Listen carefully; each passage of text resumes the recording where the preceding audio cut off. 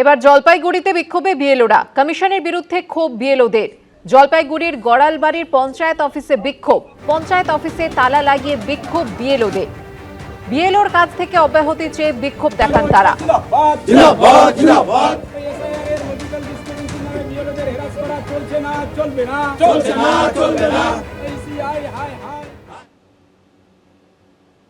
বলুন, আমরা তো মানুষ, আমরা তো এতদিন ধরে যে কাজটা করেছি। তো আমার পার্টে 1507 ভোটার, মানে আমাকে 3000 এনুমারেশন ফর্ম নিয়ে কাজ করতে হয়েছে।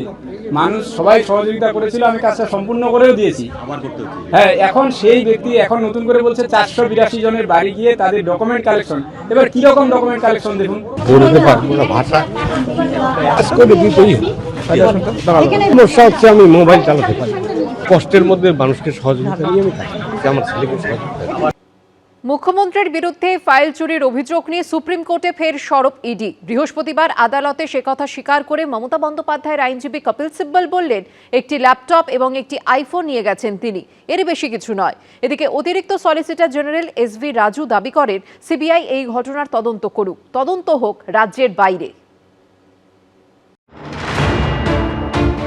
8 তারিখ আইপ্যাক কর্ণধারের বাড়ি ও অফিসে তল্লাশি চলাকালীন আচমকা মুখ্যমন্ত্রী সেখানে ঢুকে পড়া, তারপর সেখান থেকে ফাইল নথি নিয়ে বেরিয়ে আসা। My hard disks, see,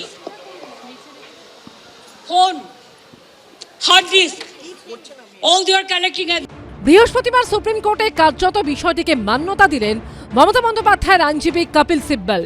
বললেন, তৃণমূল কংগ্রেসের চেয়ারপারসন হিসেবে সেখানে যাওয়ার অধিকার ছিল মমতা বন্দ্যোপাধ্যায়, সেখান থেকে একটি ল্যাপটপ এবং একটি আইফোন প্রো নিয়ে গেছেন তিনি, এইটুকুই, এর বেশি কিছু নয়।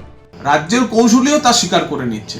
এই কেমন দেশ, কেমন রাজ্যে আমরা বাস করছি। মাননীয় মুখ্যমন্ত্রী আবার মুখ পড়ালেন পশ্চিমবঙ্গের। মুখ্যমন্ত্রীর বিরুদ্ধে ফাইল চুরির অভিযোগ নিয়ে শুরু থেকে সরব ইডি। এদিন সুপ্রিম কোর্টেও সেই বিষয়টি নিয়ে সরব হন সলিসিটর জেনারেল তুষার মেহতা। বলেন, এই ঘটনায় যদি চোখ বন্ধ করে থাকা হয় তাহলে রাজ্য পুলিশ যে সাহস পাবে, তাতে এই ধরনের ঘটনা ঘটলে তারা রাজনৈতিক নেতাদের সহযোগিতা করবেন, ধর্নায় বসবেন। এই পুলিশের বিরুদ্ধে দৃষ্টান্তমূলক পদক্ষেপ করতে হবে।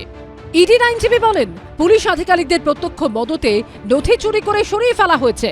শুধু তাই নয়, ইডি আধিকারিকদের ফোন পর্যন্ত ছিনিয়ে নেওয়া হয় বলেও অভিযোগ করেন তুষার মেহতা। দেশ জুড়ে বিরোধী দলের নেতা নেত্রীদের প্রতি ইডি যা করেছে, এবং সেটা ভেবেছিল বাংলাতেও বোধহয় করতে সমর্থ হবেন, কিন্তু বাংলায় মমতা বন্দ্যোপাধ্যায় সেটা রুখে দিয়েছেন, আটকে দিয়েছেন। ইডি প্রত্যেকবার ভোটের আগে এসে রাজনৈতিকভাবে কোনো একটি দলকে সুবিধা পাইয়ে দেবে, সেই খেলা বাংলায় চলবে না, বাংলার মাটিতে চলবে না, সেটা নেত্রী মমতা বন্দ্যোপাধ্যায় বুঝিয়ে দিয়েছে। এই দিন শুনানি চলাকালীন ইডির কাছে সুপ্রিম কোর্ট জানতে চায়, আপনারা ওখানে কেন গেছিলেন? উত্তরে ইডির আইনজীবী জানান, প্রায় 2700 কোটি টাকার কয়লা পাচার মামলার তদন্ত করতে। ইডির তরফে দাবি করা হয়, তারা আগে থেকেই পুলিশকে জানিয়েছিল কেন যাচ্ছে। ইডির দাবি, এর মধ্যে রাজনৈতিক কোনো বিষয় নেই। কয়লা পাচার মামলা তদন্ত করতে গেছিল ইডি।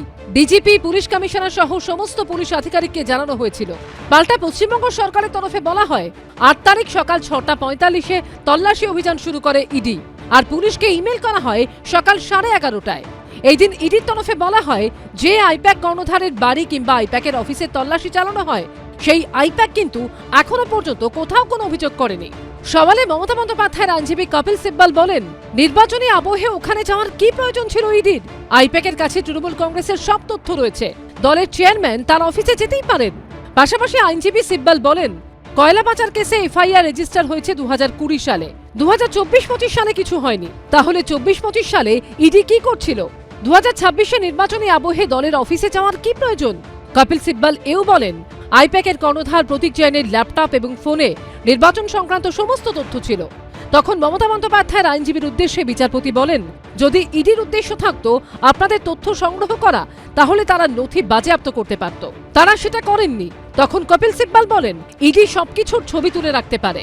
বিচারপতি বলেন, ইডি জানিয়েছে তারা কিছুই বাজেয়াপ্ত করেনি। তুষার মেহতা বলতে চাইছেন যে যদি নির্বাচনের সময় আর্থিক দুর্নীতি হয়ে থাকে, তাহলে তদন্ত করতে অসুবিধা কোথায়? অতিরিক্ত সলিসিটর জেনারেল এসভি রাজু আর্জি জানান, সিবিআই ঘটনার তদন্ত করুক, তদন্ত হোক রাজ্যের বাইরে। বিজেন্দ্র সিংহ, সৌভিক মজুমদার ও অভিজিৎ চৌধুরী রিপোর্ট, এবিপি আনন্দ।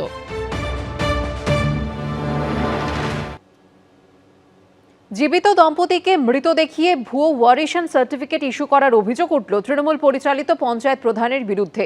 অভিযোগ সামনে আসতেই শোরগোল পড়ে গেছে অশোকনগরের শ্রীকৃষ্ণপুর গ্রাম পঞ্চায়েতে।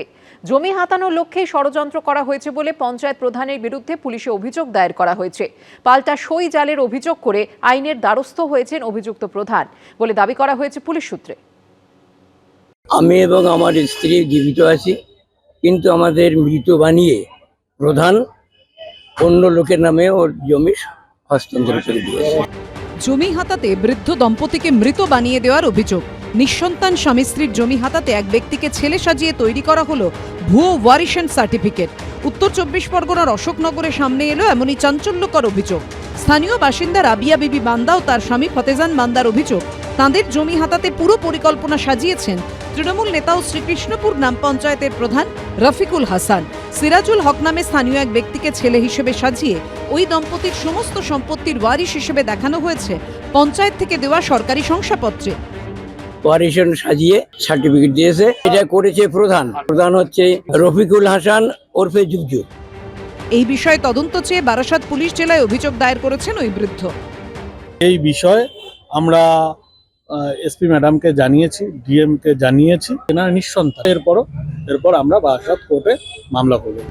যাকে ছেলে সাজানো হয়েছে সেই সিরাজুল হকের পরিবারও অভিযোগের আঙুল তুলেছে তৃণমূলের পঞ্চায়েত প্রধানের দিকেই। এটা ভুলবশত হয়ে গেছে। কাদের ভুল? আপনার ভুল না প্রধানের ভুল? প্রধানের ভুল। প্রধান দিয়েছে। তৃণমূল প্রধান আবার দাবি করেছেন তার সই জাল করে ওই ওয়ারিশন সার্টিফিকেট বের করা হয়েছে। সম্পূর্ণ ভুল এবং মিথ্যা অভিযোগ। এরকম কোনো ওয়ারিশন সার্টিফিকেট আমাদের পঞ্চায়েত অফিস থেকে ইস্যু হয়নি। এ বিষয়ে পুলিশ সূত্রে দাবি করা হয়েছে শ্রীকৃষ্ণপুর গ্রাম পঞ্চায়েতের প্রধান রফিকুল হাসান তার সই নকল করে জাল সার্টিফিকেট ইস্যু করার অভিযোগ করেছেন। সব পক্ষের অভিযোগ খতিয়ে দেখে গোটা ঘটনার তদন্ত শুরু করা হয়েছে। সমীরণ পালের রিপোর্ট, এবিপি আনন্দ, উত্তর 24 পরগনা। পিছিয়ে গেল জেইই মেইন। চাপের মুখে পড়ে 23 তারিখের পরীক্ষার দিন বদল করল ন্যাশনাল টেস্টিং এজেন্সি। এনটিএর তরফে জানানো হয়েছে পশ্চিমবঙ্গ থেকে আসা আবেদনের ভিত্তিতে 23শে জানুয়ারি পরীক্ষা হবে না। ওই দিনের পরীক্ষা কবে হবে তা পরে জানানো হবে। 23শে জানুয়ারি হচ্ছে না জয়েন্ট এন্ট্রান্স মেন পরীক্ষা। বৃহস্পতিবার বিজ্ঞপ্তি জারি করে জানিয়ে দিল ন্যাশনাল টেস্টিং এজেন্সি বা এনটিএ।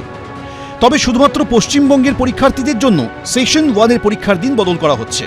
এনটিএর সাইট এবং এক্স হ্যান্ডেলে জানানো হয়েছে পশ্চিমবঙ্গ থেকে আসা পরীক্ষার্থীদের আবেদনের ভিত্তিতে 23 তারিখের পরীক্ষার দিন বদল করা হচ্ছে। যেসব পরীক্ষার্থীর আগামী 23শে জানুয়ারি পশ্চিমবঙ্গে জেইই মেইন পরীক্ষায় বসার কথা ছিল, তাদের পরীক্ষা ওই দিন হবে না। ওই দিনের পরীক্ষা কবে হবে পরে জানানো হবে। এর আগে আগামী 23শে জানুয়ারি জয়েন্ট এন্ট্রান্স মেইন পরীক্ষার দিন ঠিক করে এনটিএ। ওই দিন নেতাজি সুভাষচন্দ্র বসুর জন্মদিন, পাশাপাশি ওই দিনই সরস্বতী পুজো। সেই কারণে কেন্দ্রীয় শিক্ষা প্রতিমন্ত্রী সুকান্ত মজুমদার পরীক্ষার তারিখ বদলের জন্য চিঠি দেন কেন্দ্রের শিক্ষা সচিবকে। এদিকে রাজ্যের তরফ থেকে শিক্ষা দপ্তরের প্রধান সচিব চিঠি দেন এনটিএর ডিজিকে। এই প্রেক্ষিতে এদিন এক্স হ্যান্ডেলে মুখ্যমন্ত্রী লেখেন, এনটিএ 23শে জানুয়ারি জয়েন্ট এন্ট্রান্স পরীক্ষার দিন ঠিক করেছিল। সেদিন নেতাজির জন্মদিন এবং সরস্বতী পুজো।